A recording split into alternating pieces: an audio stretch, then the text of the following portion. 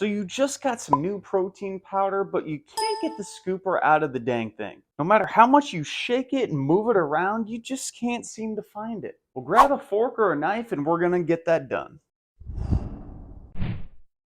So simply what you're going to do with that fork or knife to get the scooper out of the protein is kind of go back on the beach like you were a kid. You're then going to sift through, of course not actual sand, but it's kind of like sand, the protein powder with your fork. Make sure to dust off that fork once you actually hit the scooper so you get all the protein powder out. And then once it's sifted to the top, you are good to go. If you wanted to see the review I did on this protein powder, it's one of my favorites. Go ahead and check the pinned comment down below. Otherwise, I'll leave all of the links for this protein powder from this brand in the description. If you found value from the video, give it a like and subscribe to our channel as we help individuals of all abilities inside the gym and become healthier in life. And if you're about to consume whey protein powder, you might have heard that it could ruin your kidneys and maybe even destroy them forever. So go ahead and check out this video right here because I actually addressed that exact topic so you know if it's really safe for you to consume.